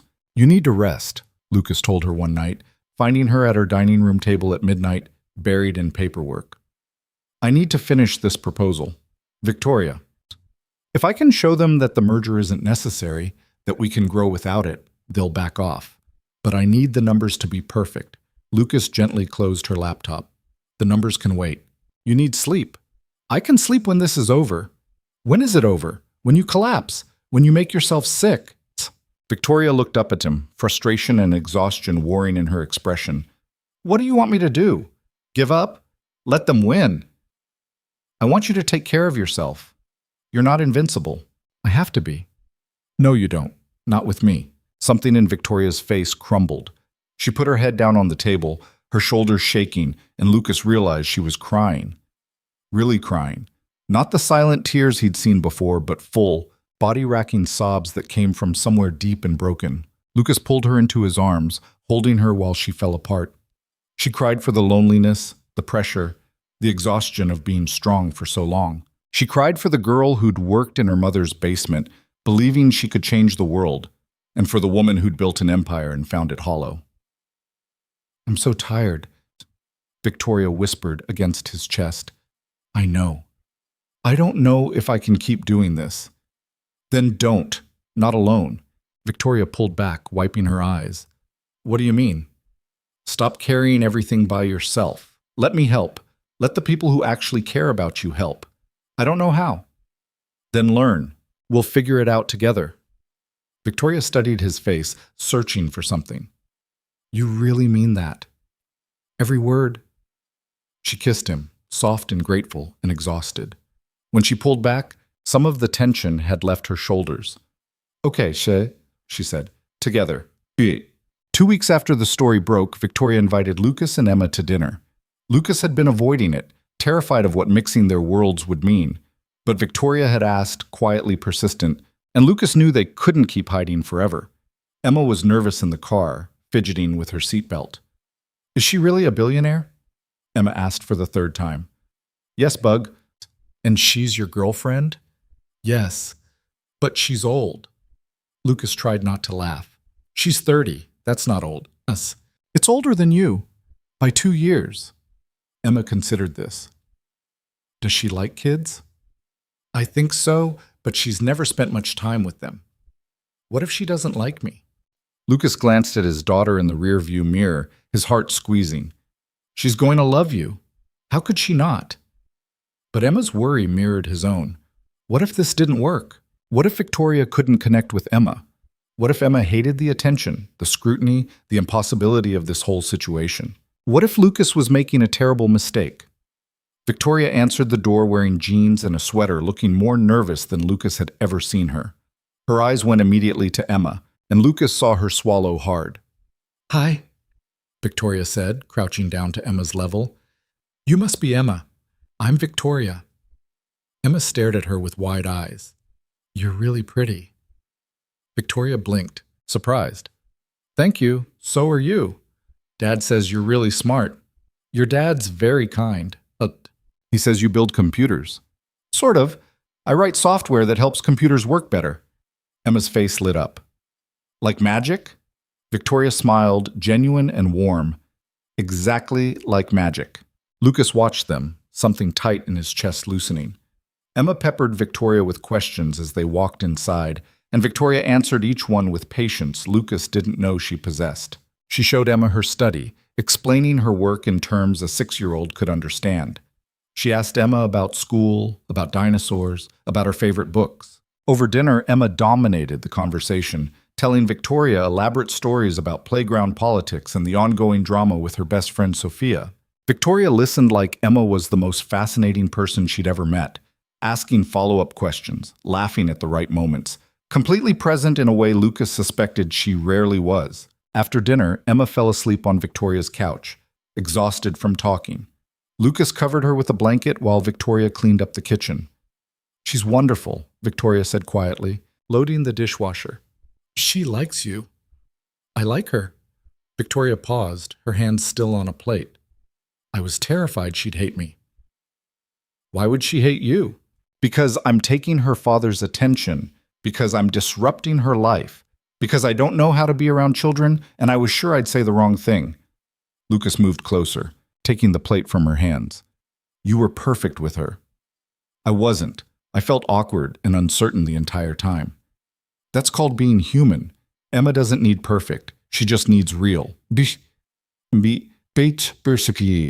Victoria looked at Emma sleeping on the couch, something soft in her expression.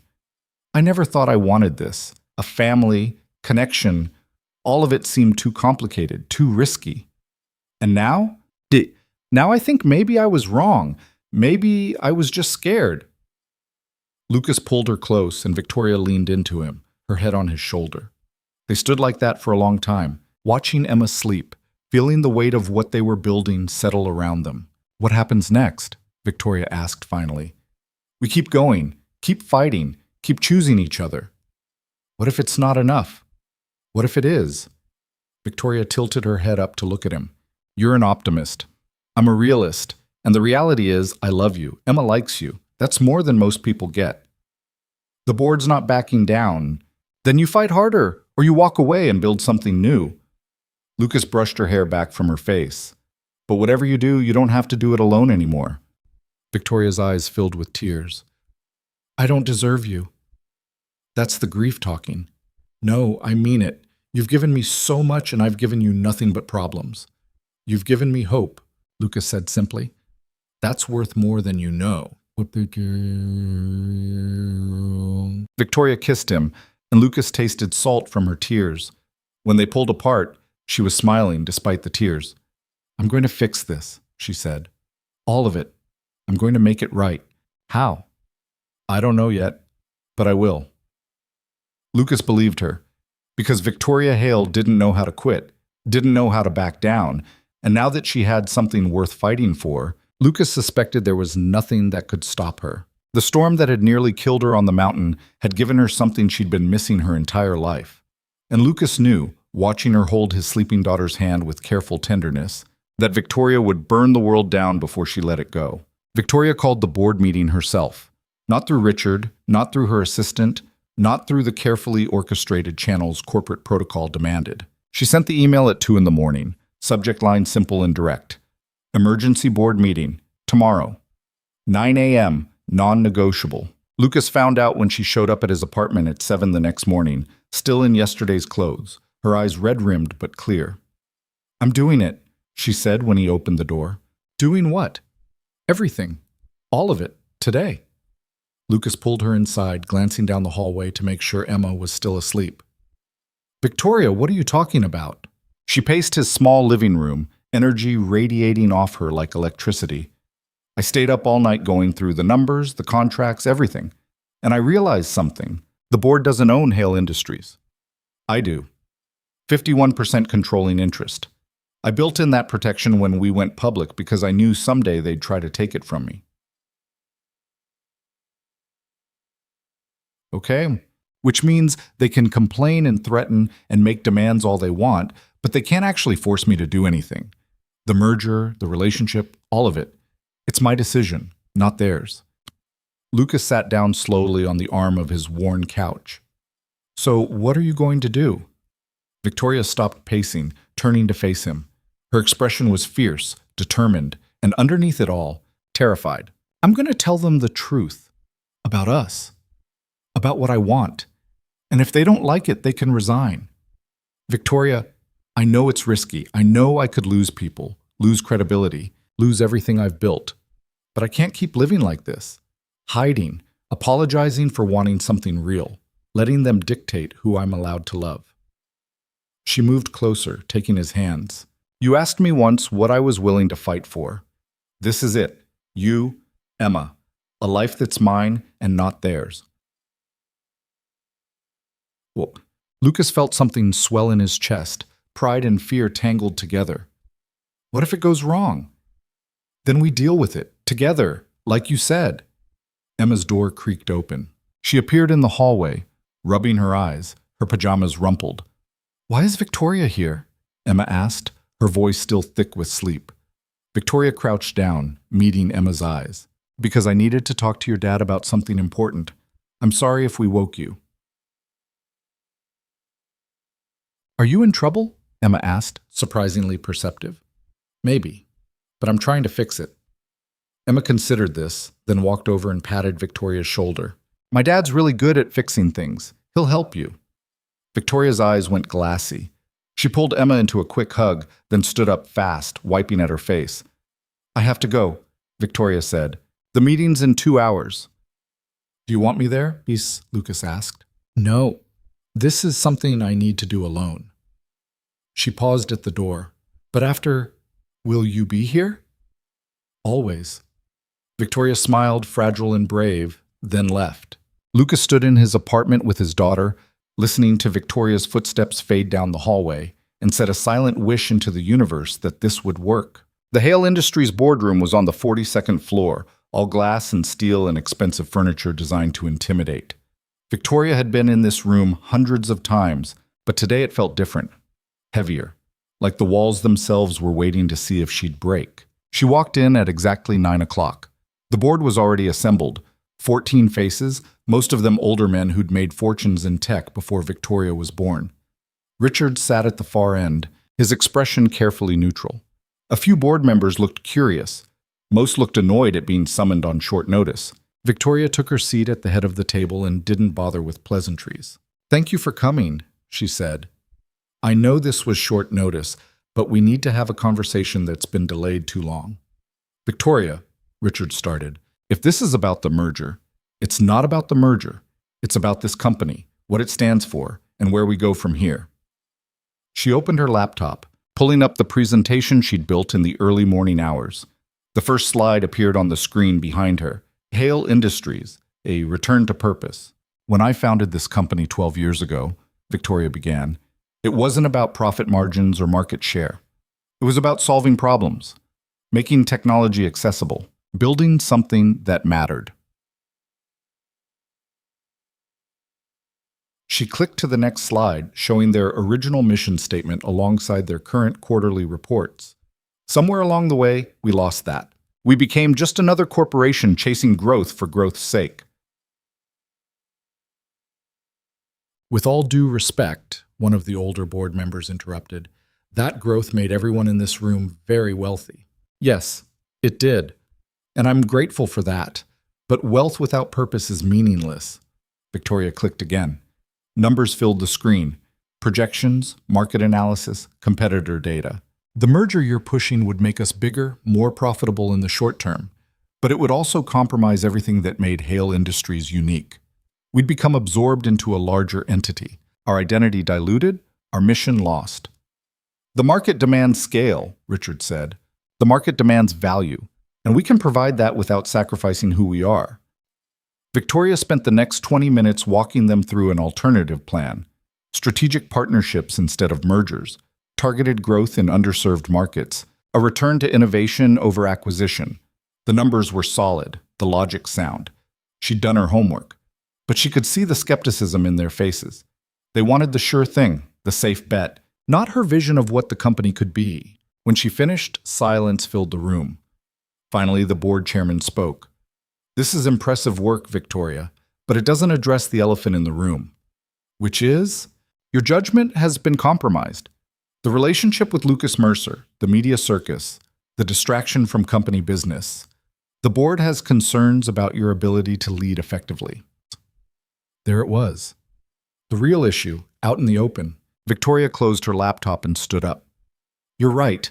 We need to talk about Lucas. She could see Richard lean forward, victory already forming in his eyes. Lucas Mercer saved my life, Victoria said, her voice steady. When I was bitten by that snake, when everyone else panicked, he stayed. He kept me conscious. He refused to leave me alone in the worst moment of my life. And in the weeks since, he's shown me something I'd forgotten existed. Genuine human connection without agenda. Victoria, Richard tried to interrupt. I'm not finished. She looked at each board member in turn. I know what you think, that he's using me, that I'm being naive, that this is a distraction from the business. But here's what you don't understand. Before Lucas, I was alone in a way that money couldn't fix. I worked 90-hour weeks because going home to an empty house was unbearable. I built this company into an empire and found it hollow because I had no one to share it with. She moved to the windows, looking out at Denver spread below her. Lucas doesn't want my money. He doesn't want access or influence or anything I can give him professionally. He wants me, just me. The woman who cries when she's scared and doesn't know how to cook pasta and works too hard because she's terrified of being alone. And yes, falling in love with him has changed me. It's made me question my priorities. It's made me realize that building a successful company means nothing if I destroy myself in the process. Victoria turned back to face them. So here's what's going to happen. I'm going to continue seeing Lucas. I'm going to build a relationship with him and his daughter. I'm going to have a personal life that isn't subject to board approval. And I'm going to run this company better than I ever have before, because now I have a reason to build something sustainable instead of just relentlessly profitable. And if we vote no confidence, Richard asked quietly, Richard, then you'll lose. I have controlling interest. You can make noise, you can resign, you can try to tank the stock price. But you cannot remove me. This company is mine, and I'm taking it back. Well, the silence that followed was absolute. Then the chairman started laughing. Not mockery, genuine amusement. Well, he said, I haven't seen you this fired up in years. Victoria blinked. I'm serious. I know you are. And you're right. He looked around the table. She's right. We've been so focused on growth that we forgot why we invested in Victoria in the first place. Because she was brilliant and driven and willing to take risks no one else would. He nodded at her. I vote we table the merger discussion and seriously consider this alternative plan. Absolutely not, Richard said. This is insane. She's compromised. She's in love, another board member said. There's a difference. The debate erupted, voices overlapping, arguments flying. But Victoria noticed something. Half the board was nodding, considering, maybe even agreeing. Richard noticed too. His face went red. This is a mistake. All of you will regret this. Then resign, Victoria said calmly. If you can't support this direction, I won't force you to stay. Richard stared at her, disbelief and anger warring in his expression. For a moment, Victoria thought he might actually do it. Then he grabbed his briefcase and stormed out, the door slamming behind him. The room fell quiet again. Well, the chairman said. That was dramatic. Victoria felt her knees go weak. She sat down hard, adrenaline crashing through her system. I'm sorry, I didn't mean to. Don't apologize. Richard's been pushing his own agenda for months. This just forced the issue. The chairman smiled. You did good, Victoria. Reminded us why we believed in you in the first place. The vote came quickly after that. 9 in favor of Victoria's plan. 3 against. 1 abstention. It wasn't unanimous, but it was enough. Victoria left the boardroom in a daze, Caroline rushing to keep up with her as she headed for the elevator. That was incredible, Caroline said. I've never seen you like that. I think I'm going to throw up. Please don't. You have 3 interviews scheduled this afternoon and cancel them. Cancel everything. I need to. Victoria trailed off, suddenly knowing exactly what she needed. I need to go home. But she didn't go home. Not to her house in Cherry Creek with its empty rooms and expensive furniture. She went to Lucas's apartment, parking illegally on the street and taking the stairs 2 at a time. Lucas opened the door before she could knock, Emma peeking around his legs. How did it go? Lucas asked. Victoria burst into tears. Lucas pulled her inside and Emma ran to get tissues, and Victoria sat on his worn couch sobbing while she tried to explain what had happened. The vote. Richard leaving. The board actually listening to her. All of it pouring out in a messy, emotional torrent, that was nothing like the polished CEO the world usually saw. When she finally stopped crying, Emma was sitting beside her, patting her knee awkwardly. "It's okay," Emma said seriously. "Daddy cries sometimes too. Emma?" Lucas said, mortified. "What? You do. When we watch sad movies." Victoria laughed through her tears. "Thank you, Emma. That makes me feel better." Emma beamed, proud of herself. She wandered off to her room, leaving Lucas and Victoria alone. "I take it the meeting went well?" Lucas asked.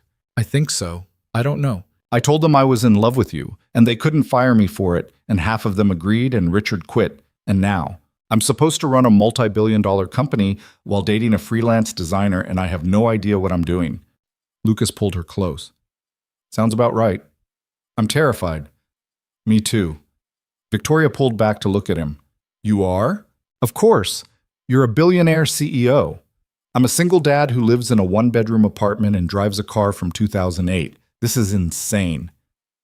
"Then why are we doing it?" "Because I love you, and because insane is better than safe and lonely." Victoria kissed him, tasting salt from her tears. When they pulled apart, she rested her forehead against his. "I need to ask you something," Victoria said. "Okay. And you need to be honest with me, even if you think it'll hurt my feelings." Lucas's expression turned serious. "What is it?" Victoria took a breath. "I'm going to step back from the company." "Not completely. I'll still be CEO, still make major decisions. But I'm hiring a COO to handle day-to-day operations. I'm cutting my hours to something sustainable. I'm building a life outside of work." She met his eyes. "Which means I'll have time, real time. For you and Emma, if you want that." "Are you asking me, I'm asking if you'll let me try to be part of your life, part of Emma's life. I know I'm not good at this. I'll mess up constantly, but I want to try." Lucas cupped her face in his hands. "Yes. 1,000 times, yes. Even though I work too much and don't know how to braid hair and sometimes forget to eat because I'm too focused, even though people are going to judge us and talk about us and make our lives difficult, even though," Victoria smiled through fresh tears. "Okay then." The next 6 months were messy and complicated and nothing like either of them expected. The media coverage continued, but it shifted. Once people saw Victoria and Lucas together, really together, at Emma's school events and grocery stores and normal, everyday places, the narrative changed. They weren't a scandal anymore. They were just two people trying to make something work against unlikely odds. Some people still judged. Some still whispered about gold diggers and poor decisions. But more people saw something else. A single father who'd raised his daughter with grace and devotion. A brilliant woman who'd built an empire but had the courage to admit she wanted something more. Lucas's freelance work picked up, ironically. Companies wanted to hire the man who'd captured Victoria Hale's attention. He was careful about which clients he took, determined not to exploit the connection. But the financial pressure eased, and for the first time in years, Lucas could breathe without constantly checking his bank account. Emma adjusted better than anyone expected. She liked Victoria, especially after Victoria started showing up for important things. School plays, soccer games, birthday parties. Victoria was awkward at first, uncertain how to interact with a child who wasn't impressed by her resume. But Emma was patient, and Victoria was determined, and slowly they built something real. One Saturday, Lucas found them in his kitchen attempting to bake cookies. The kitchen was a disaster. Flour everywhere, Emma covered in chocolate chips. Victoria laughing so hard she had tears running down her face. "What happened here?" Lucas asked. "We're baking," Emma announced proudly. "It's harder than YouTube makes it look," Victoria admitted. Lucas surveyed the damage. "Yeah, I see that. Bold." But he didn't care about the mess. He cared about the sound of Victoria's laughter, about Emma's chocolate-covered grin, about the way his small apartment suddenly felt full in a way it never had before. That night, after Emma went to bed, Victoria and Lucas sat on his tiny balcony looking at the city lights. "I need to tell you something," Victoria said. Lucas's stomach tightened. "That sounds ominous." "It's not. I hope." She took his hand. "I've been looking at houses." "Okay. Bigger houses with yards, good school districts." She paused. "Room for a family." Lucas's heart started pounding. "Victoria, I know this is fast. I know we're still figuring things out. But I want a future with you and Emma, a real future. And this apartment is too small for all of us, and my house is too empty, and I thought maybe we could find something that's ours. Together. Are you asking me to move in with you? I'm asking if you'd want to build something with me. Not just a relationship, but a home, a life. She looked nervous, vulnerable in a way that still surprised him. What do you think? Lucas thought about the mountain, about the storm, about the moment he decided to stay when everyone else ran. He thought about every choice that had led him here, to this balcony with this woman, building something impossible and real. I think yes, Lucas said. I think absolutely yes. Victoria's smile was brighter than the city lights spread below them. They found a house in a quiet neighborhood between their worlds. Not too big, not too small. A backyard for Emma, an office for Victoria, space for Lucas's studio, a kitchen big enough for all of them to cook together, making the kind of messy, imperfect meals that tasted like home. Moving day was chaos. Emma ran through the empty rooms, claiming bedrooms and closets and declaring where her toys would go. Victoria's assistant tried to organize while Lucas's mother supervised, making sure nothing important got lost in the shuffle. Derek showed up with beer and unsolicited advice, and somehow it all came together. That first night in the new house, they ordered pizza because nobody had energy to cook. Emma fell asleep between them on the couch, exhausted from excitement. Lucas carried her to her new bedroom, tucking her in while Victoria watched from the doorway. She's happy here, Victoria said softly. Yeah, she is. Lucas kissed Emma's forehead, then joined Victoria in the hallway. Are you? Victoria looked around at the house. Their house. Not hers or his, but theirs. And nodded. I didn't know I could be this happy. Didn't know it existed. Neither did I. They stood in the hallway of their new home, and Lucas thought about how far they'd come. From strangers on a mountain trail to this. A family built from crisis and courage, and the decision to keep choosing each other even when it was hard. Can I tell you something? Victoria asked. Always. That storm, the one that nearly killed me. I used to think of it as the worst day of my life. She looked at him. But it gave me everything. You, Emma, this. A second chance at a life I didn't know I wanted. Lucas pulled her close. Funny how that works. What? How the worst moments can become the best ones, if you're brave enough to let them. Victoria kissed him, soft and sure, and Lucas tasted the future in it. Not perfect, because nothing ever was, but real, honest, worth fighting for. Months turned into a year, then another. The media moved on to newer scandals. Richard found another company to work for, and Victoria's board settled into her new leadership style. Hale Industries thrived under her refocused vision, proving that profit and purpose weren't mutually exclusive. Lucas's business grew. He hired an assistant, took on bigger clients, found success in ways he'd never imagined. But he was careful not to lose himself in work the way Victoria once had. He made time for Emma's school events, for family dinners, for lazy Sundays where they did nothing but exist together. Emma flourished. She had a father who adored her, and a woman who'd become more than just her dad's girlfriend. Victoria would never replace Emma's mother. That wound existed, would always exist, but she could be something else, something new. Someone who showed up and stayed and loved Emma not because she had to, but because she chose to. On a Sunday afternoon 2 years after the storm, they went back to the mountains, not the same trail. Victoria had no desire to revisit the place she'd almost died, but somewhere close, a different path with gentler slopes and clearer skies. Emma ran ahead with the confidence she'd inherited from both of them, pointing out birds and rocks and everything worth noticing.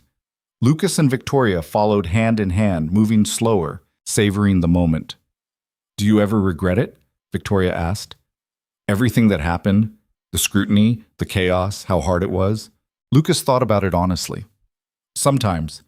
When Emma comes home crying because someone said something cruel about us. When photographers show up at her school.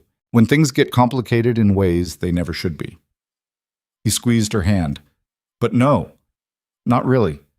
Not when I think about what we have now. I regret that it hurt Emma, that it hurt you. I know, but we survived it. We're stronger for it. Victoria stopped walking, pulling him to face her. The mountains spread around them, beautiful and indifferent, the same peaks that had witnessed their beginning. "I never thought I'd say this," Victoria said, "but I'm grateful for that rattlesnake." Lucas laughed. "That's dark, but true. Without it, we never would have happened. I'd still be alone in my too big house, working myself to death, believing that success and loneliness were the same thing. And I'd still be scraping by, convincing myself that surviving was enough." They stood there together, mountain wind in their faces, Emma's laughter echoing from up ahead. Lucas thought about all the choices that had led them here. The decision to go on a hike he didn't want to take, the decision to stay when everyone else ran, the decision to keep choosing each other even when the world said they shouldn't. Maybe that's what love was, in the end. Not the easy moments, not the perfect days, but the decision to stay in the storm, to hold someone's hand when the venom was spreading and the rescue wasn't coming and everything felt impossible. To choose them anyway, over and over, until choosing became as natural as breathing. "Come on," Victoria said, tugging his hand. "Emma's waiting." Oh, they caught up to Emma at a lookout point with views that stretched forever. Emma was talking to an older couple who were asking about the trail ahead, giving detailed directions with the confidence of someone who'd been hiking these mountains her whole life. "She's going to be something," Victoria said quietly, watching Emma gesture enthusiastically. "She already is." Victoria leaned against Lucas, and he wrapped his arm around her shoulders. Emma finished her conversation and ran back to them, full of energy and joy and the absolute certainty that she was loved. "Can we come back next week?" Emma asked. "If you want," Lucas said. "I want to. This is my favorite place now." Victoria and Lucas exchanged a look. The mountain that had almost killed Victoria had become Emma's favorite place. There was something poetic in that. Something about how the worst things could become beautiful if you gave them enough time and perspective. They hiked back as the afternoon light turned golden, Emma between them, holding both their hands. Lucas looked at Victoria over Emma's head and saw his whole life reflected in her eyes. The past, the present, the future they were building together. It wasn't perfect. They still fought about work-life balance. Victoria still worked too much sometimes. Lucas still worried about money, even though he didn't need to anymore. Emma still had hard days when she missed the mother who'd left or resented the attention their family attracted. But they were building something real, something that mattered, not because it was easy or comfortable or what anyone expected, but because they'd chosen it, and they kept choosing it every single day. The storm that had nearly killed Victoria Hale had given them everything, had taught them that survival wasn't the same as living, that success meant nothing without someone to share it with, that love wasn't about perfection. It was about showing up in the hardest moments and refusing to leave. As they drove home through mountain roads with Emma singing off-key in the back seat, Lucas reached over and took Victoria's hand. She squeezed back, and in that simple gesture was everything they'd become. Two people who'd been lost in different ways. A single father trying to be enough. A billionaire who had everything except what mattered. A mountain storm. A rattlesnake. A choice to stay instead of run. And from that impossible beginning, a family. Not perfect, not easy, but real and honest and worth every difficult moment it took to build. The mountains disappeared in the rearview mirror, but Lucas could still feel them. The weight of what they represented. The reminder that sometimes the scariest moments become the most important ones. That sometimes you have to almost lose everything to realize what you actually want. They made it home as the sun set, painting the sky in shades of orange and purple. Emma ran inside to feed her fish while Victoria and Lucas stood in the driveway, watching the last light fade. "Thank you, Source," Victoria said quietly. "For what?" "For not leaving. On the mountain. After. Through everything." Lucas pulled her close. "Where else would I go?" Victoria smiled against his chest. "Nowhere, I hope." "Nowhere," Lucas agreed.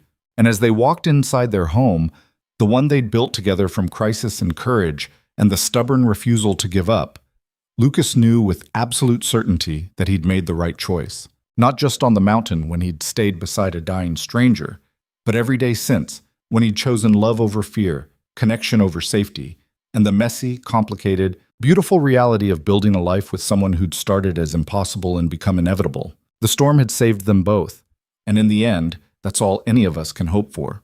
To survive the worst moments and find something worth living for on the other side.